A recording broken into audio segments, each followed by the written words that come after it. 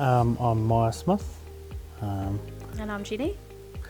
We're originally from Taranaki and moved to Aotearoa onto this dairy farm 11 seasons ago.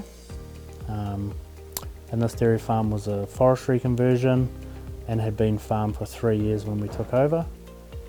And it's a 340 hectares total, with about 270 hectares that we can carry stock on, and we're milking 530 cows and have 100 heifers and 100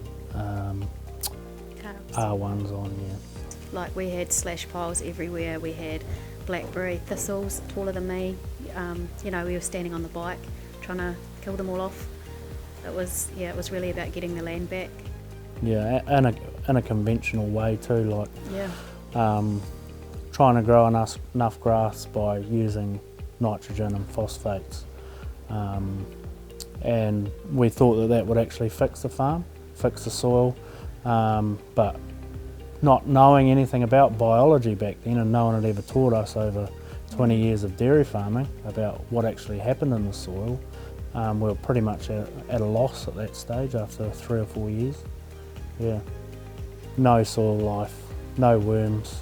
Grass scrub everywhere. Grass scrub, yeah, it was a shocker. And we had all the animal health problems that a normal conventional farm had, because we were using all that nitrogen.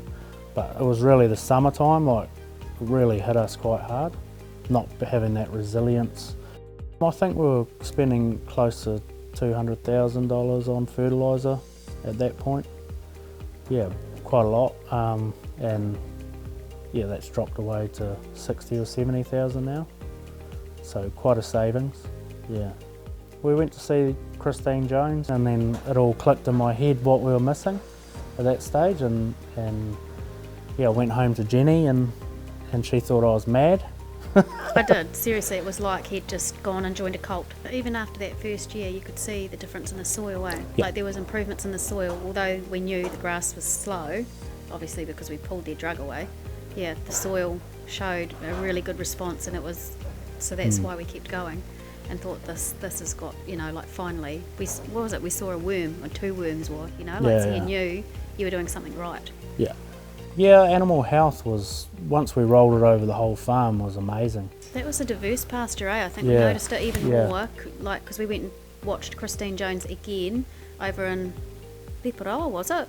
Yeah. Yeah. Yeah. And then we came back and went, wow, she said to put in diverse mix. Yeah, we noticed animals loved it, good for the soil, and just overall from then on, rolling it out, the animal health's just become, really, really good. Yeah.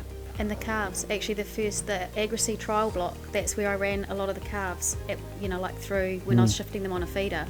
And those groups just always looked fantastic, shiny, compared to my other group that was out without the Agri, with all the higher fertiliser input. So we kind of thought, there's something in that too. Yeah, I think the first year we were here we had 24% empty, or 22, something like that, and then we've managed to get that down to 4% last season and 8% this year. So that, along with once a day milking, has definitely helped with that. Yeah. There's no pre-mating anymore. You're not having to record anything. You just know they're going to cycle. No seeders. No seeders.